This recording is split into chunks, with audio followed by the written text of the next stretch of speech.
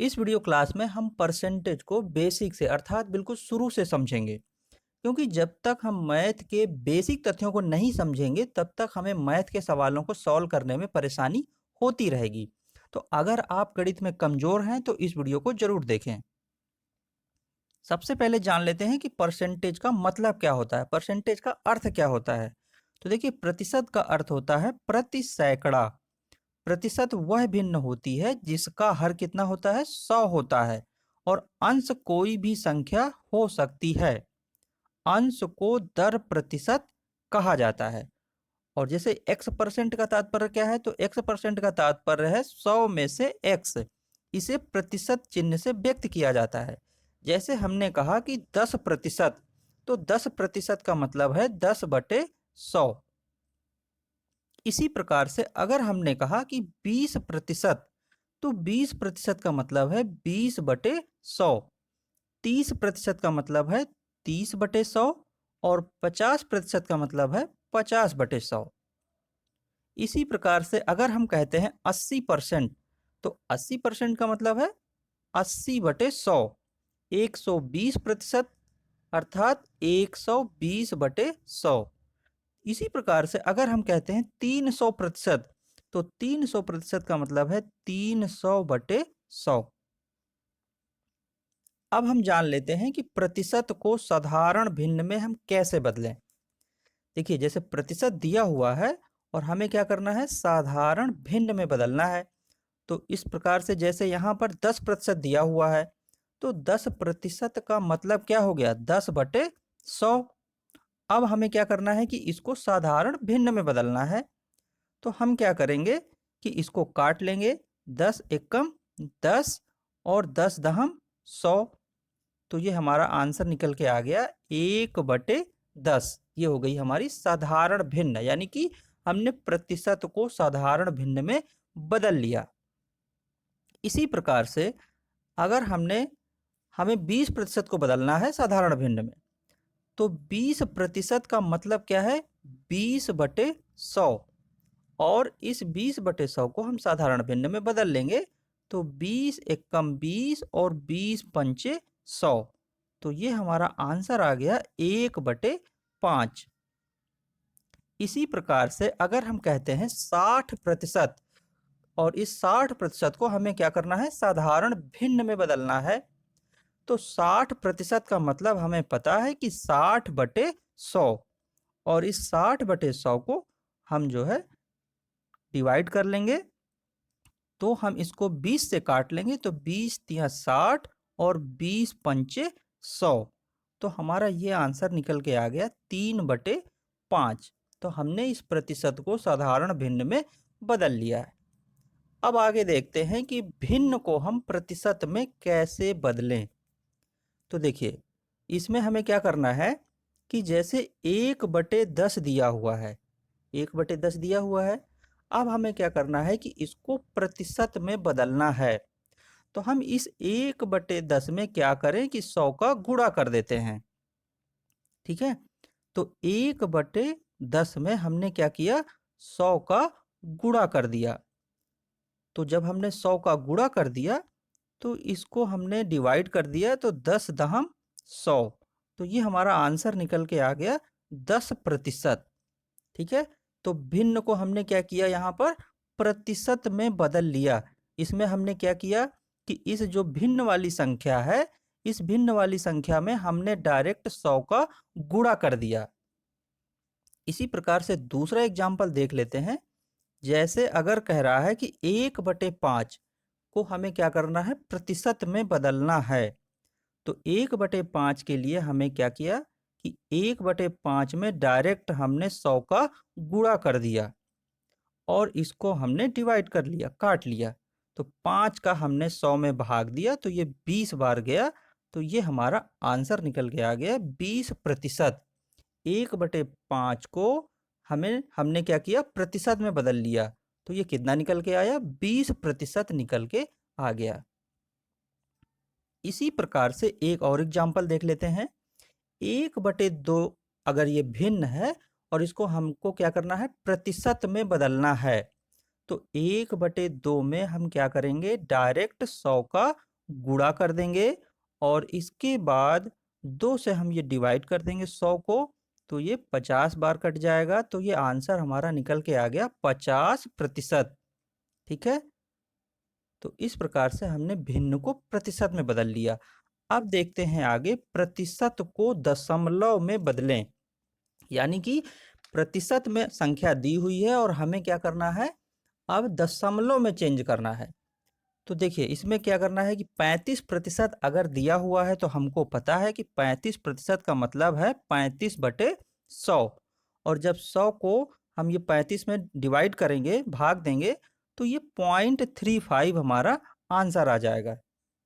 ठीक है, दो संख्या है जो 2 अंक हैं, 2 अंकों के पहले हम क्या करेंगे, दशमलव लगा देंगे।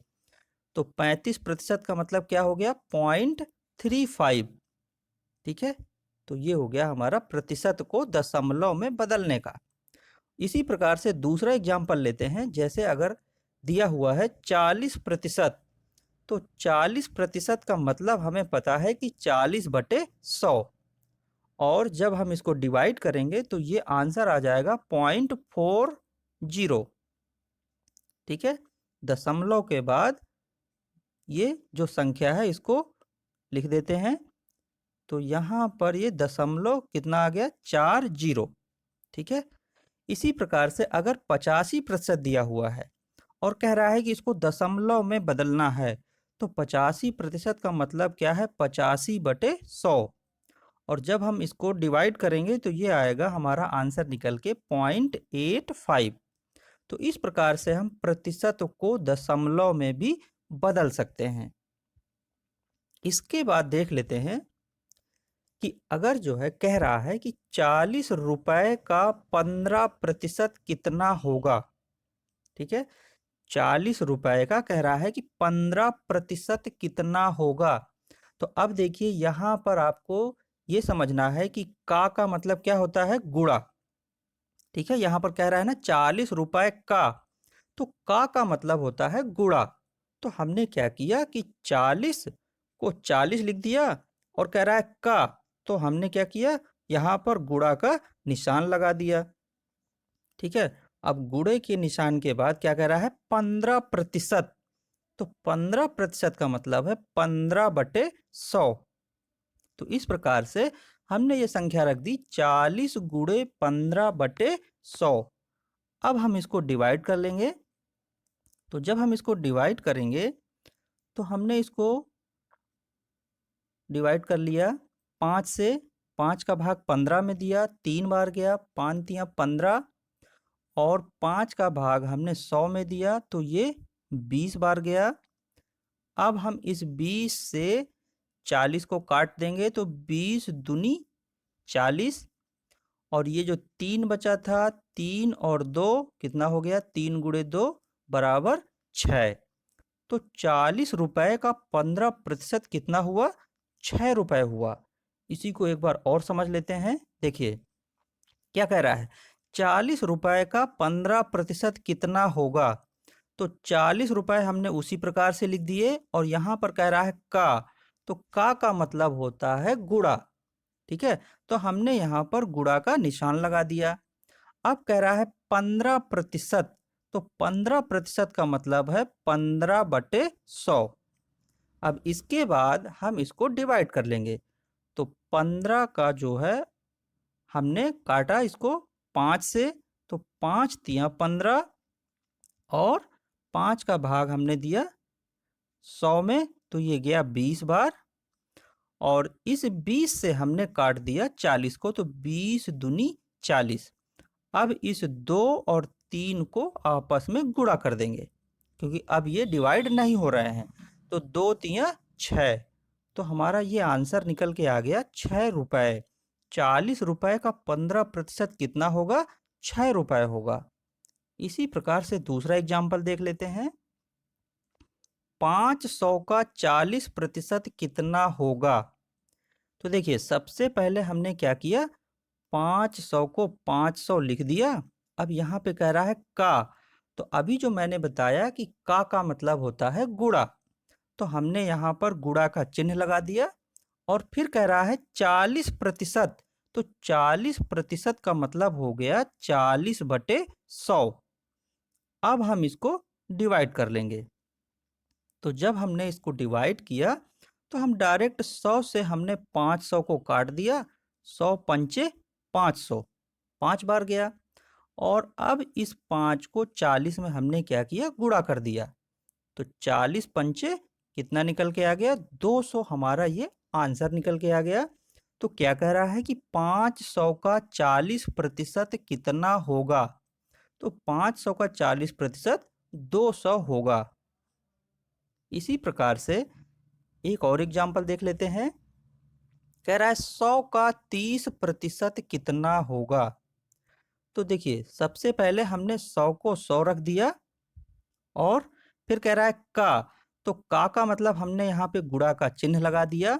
और फिर कह रहा है 30%, तो 30% का मतलब हो गया 30/100। अब हम इसको डिवाइड कर लेंगे। तो जब हमने इसको डिवाइड किया तो सीधे हमने 100 से 100 को काट दिया और बचा क्या, 30 बचा। तो यही हमारा आंसर हो गया। तो 100 का 30% कितना होगा, 30 होगा। तो फ्रेंड्स, परसेंटेज की नेक्स्ट वीडियो में हम कुछ कठिन प्रश्नों को सॉल्व करेंगे। तो मैथ की अगली वीडियो को प्राप्त करने के लिए आप लोग चैनल को सब्सक्राइब कर लीजिए और बेल आइकन प्रेस कर लीजिए, जिससे आपको समय से वीडियो का नोटिफिकेशन प्राप्त होता रहे।